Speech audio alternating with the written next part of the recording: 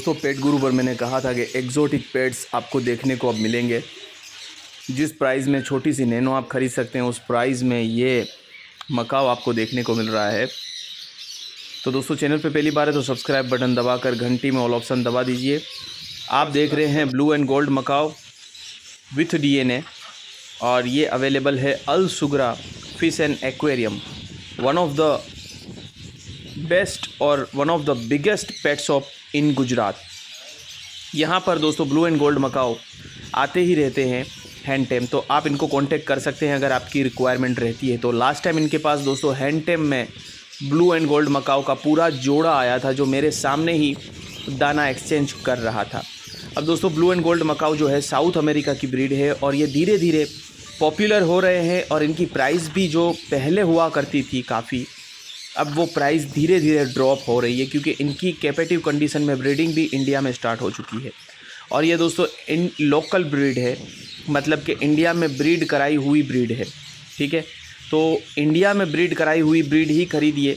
इसकी एक वजह होती है दोस्तों कि अगर इंपोर्ट करवाएंगे तो कंडीशन शूट ना करने की वजह से कई बीमारियां बर्ड्स में देखने को मिल सकती हैं।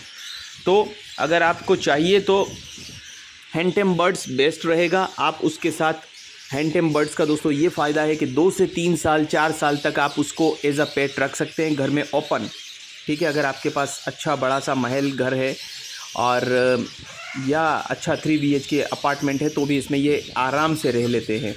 और ये बहुत ही समझदार दोस्तों आप पंछी या परिंदे कह सकते हैं। दोस्तों कैपेटिव कंडीशन में ये तकरीबन 50 साल के आसपास दोस्तों आसानी से जी जाते हैं। अगर इन पे आप अच्छे से दोस्तों इनको आप टाइम देंगे तो इनमें कोई भी डिजीज़ नहीं होगी। इनका खाना फ्रेश होना चाहिए पहली चीज़। दूसरी चीज़ कि इनको टाइम देना है आपको रोज़ाना। अगर हैंडटेम है तो आराम से ये बर्ड बहुत लंबा और विदाउट एनी डिजीज़ जी जाएंगे। ठीक है, और दोस्तों इनकी इम्यूनिटी सिस्टम बहुत अच्छी होती है। अगर कोई भी डिजीज़ इनको लगती है तो ऐसा नहीं कि बर्ड सीधा मर जाएगा, ये बर्ड काफ़ी बीमारियों को झेल सकते हैं और अच्छा खासा जीवन, ये लंबा जीवन निकाल सकते हैं। तो अभी ये अल सुगरा फिश एंड एक्वेरियम पर अवेलेबल है, जिसको ख़रीदना है वो कांटेक्ट कर सकते हैं। बहुत जल्द दोस्तों आपको ग्रीन विंग मकाओ देखने को मिलेगा जो तकरीबन इससे 1.5 से 2.25 गुना होता है इसी की फैमिली का। वो भी यहाँ पर है, उसका एपिसोड भी बहुत जल्द आपको देखने को मिलेगा। दोस्तों इनकी अगर खाने की बात की जाए तो इनको आप इंडिया में गन्ना दे सकते हैं, इनको आप कटा हुआ पोमोग्रेनेट दे सकते हैं, खुद से ये उसमें से दाना निकाल के खाएंगे। आप इनको पीनट्स यानी कि मूंगफली दे सकते हैं। आप इनको दोस्तों विदेशी जो आप सीड्स आते हैं वो भी दे सकते हैं। पूरा बादाम दे सकते हैं कि जिसमें से खोल में से ये बादाम तोड़ के खाए। तो इन सब से इसकी बीक जो है वो मजबूत रहती है और शार्प रहती है दोस्तों। तो कुछ ऐसे ही एक्साइटिंग एपिसोड दोस्तों मैं लेकर आता रहूँगा। और फूड की बात करें तो ये फ्रेश वेजिटेबल्स भी खाते हैं। आप इनको कैरेट दे सकते हैं, आप इनको कह सकते हैं कि दोस्तों बीट दे सकते हैं, आप इनको खिला सकते हैं, कॉर्न खिला सकते हैं। अगर आपके यहाँ जो स्वीट कॉर्न है वो मिले तो ठीक है, अमेरिकन मक्काई या अमेरिकन कॉर्न कहते हैं, या नॉर्मल कॉर्न भी दे सकते हैं। ठीक है, लेकिन उसमें जो है अच्छे से उनको धोकर वेजिटेबल दीजिए। फ्रूट्स में बात करें तो दोस्तों पपाया ये खाते हैं। ठीक है, और बाकी के जो सीजनल फ्रूट्स आते हैं वो दीजिए। दोस्तों किसी भी तोते को आपको बहुत मीठा फल जो हो, बहुत स्वीट हो, वो नहीं देना है।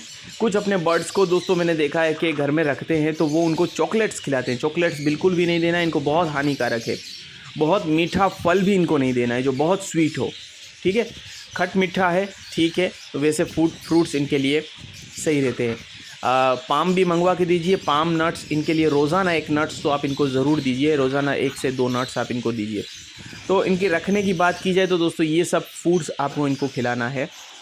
ठीक है, और अगर आप ब्रीडिंग करवाना चाहते हो तो ब्रीडिंग के लिए इनको कम से कम आपको छोटा सा एक कमरा दोस्तों देना होगा जो तकरीबन 10 बाई 10 का रूम होना चाहिए, तब जाकर ये अच्छे से ब्रीड करेंगे। वैसे इससे छोटे से केज में भी ये ब्रीड कर सकते हैं, लेकिन अच्छे रिजल्ट्स देखने के लिए अगर पूरा कमरा दे देंगे आप इनको 10 बाई 10 का तो बेहतर रहेगा। प्लस दोस्तों इसको अगर आप रात को जब इसको कोई दूसरा जानवर नुकसान ना पहुंचाए, जैसे बिल्ली वगैरह या कोई भी डॉग वगैरह भी, तो आप एक काम कर सकते हैं। इसके लिए एक बड़ा सा आपको केज भी अरेंज करना होगा, वो भी आपको अलसुगरा फिश एंड एक्वेरियम पे मिल जाएगा, ठीक है, जिसमें तकरीबन 6 फीट बाई 6 फीट या 6 फीट बाई 4 फीट का आपको केज मिलता है। वो केज इसके लिए सबसे बेस्ट रहेगा। कम से कम 6 बाई 4 का होना चाहिए, आइडियल साइज़ है, क्योंकि इनकी साइज़ काफ़ी अच्छी होती है। इनकी पूरी मैं हाइट की बात करूँ तो तकरीबन 2 फीट तो नॉर्मली चली जाती है दोस्तों। 2 फीट से 2.5 फीट इनकी जो है वो हाइट रहती है, बीक से लेकर टेल तक, ठीक है। और ये बड़े इंटेलिजेंट बर्ड है, ये टॉकेटिव बर्ड भी है, टॉक करना भी ये सीख सकते हैं।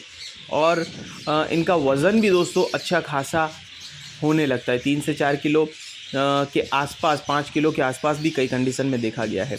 इनकी एवरेज लाइफ स्पैन की बात की जाए तो कई केसेस में ये 60 टू 70 ईयर्स भी देखा गया है, लेकिन 30 से 45 साल के बीच में ये आराम से बिना किसी प्रॉब्लम के जी जाते हैं। तो उम्मीद करता हूँ दोस्तों इस बर्ड के बारे में आपको बहुत अच्छा लगा होगा जानकर। प्राइस के लिए आप इनको कांटेक्ट कर सकते हैं। प्राइस दोस्तों मैंने जैसे आपको एक अंदाज़ा दे दिया, नैनो कार की जो करंट प्राइस है उसके आसपास इसका प्राइस आपको हो तो आप इसको ख़रीद सकते हैं। तो चलिए दोस्तों आज के लिए इतना ही, मिलते हैं अगले से एक्साइटिंग एपिसोड में। तब तक के लिए लेते एक छोटा सा ब्रेक।